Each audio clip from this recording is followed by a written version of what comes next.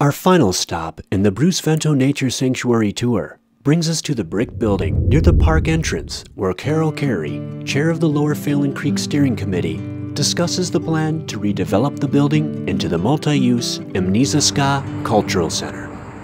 The Vento Nature Sanctuary is a really great example of the transformation that can occur when the City of St. Paul works together with community members and a wide variety of local, federal, and state partners to try to achieve something. And this building right here is the focus of our next major effort. The building is the former Standard Oil building.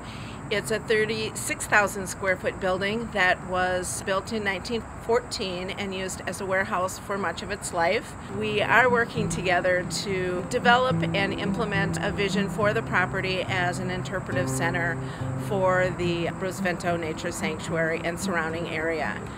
The City of St. Paul Department of Parks and Rec purchased the property in 2007, and since that time our group, the Lower Phelan Creek Project, has been working together to transform it as an interpretive center to complement the surrounding area and assist in the area's economic development.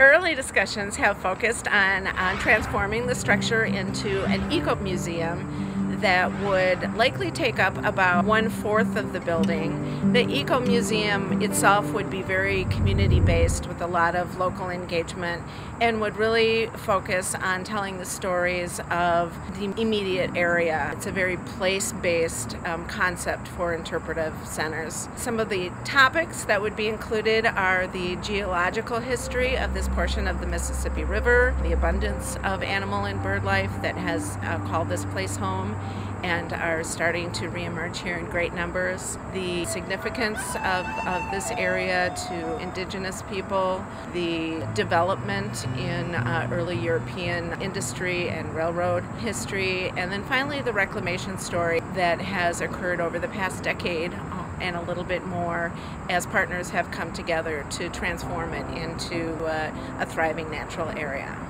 The initial engineering studies were done that determined that the building is structurally sound, and then we had some architectural conceptual drawings commissioned that conveyed how different features such as decks and additional windows and environmental features such as a green roof could be added to really bring the building into the 21st century and make it a really important contributing element to the sanctuary. Recently, the first step was a soil remediation project that was completed this year through support from the Environmental Protection Agency, and we really look forward to additional planning over the next couple years for the actual physical redevelopment of the structure itself. The sanctuary and the proposed eco-museum actually sit in a really unique location. It's a 10-minute walk from Lower Town along a really interesting stretch along Commercial Street. It sits right at the foot of the bluff from Mounts Park and Dayton's Bluff, so it's really easy access to a lot of different neighborhoods, as well as being the point at which 85 miles of regional trails converge. So there's a really great potential for people to visit the site and be in close proximity to the urban environment, yet being in the middle and part of a really significant natural reclamation project. 10 years ago, community members along with other important partners looked at this site, which was really abandoned railroad yard and dumping ground, and imagined a transformed natural area.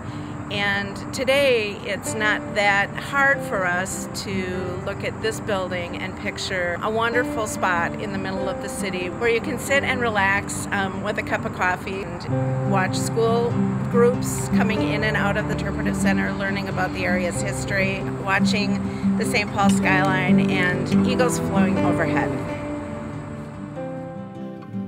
For more information or to plan your next visit to the Vento Nature Sanctuary, go to phelanCreek.org. This project has been made possible by the Arts and Cultural Heritage Fund through the vote of Minnesotans on November 4th, 2008, and administered by the Minnesota Historical Society. This tour is being produced by the Lower Phelan Creek Project and East End Productions.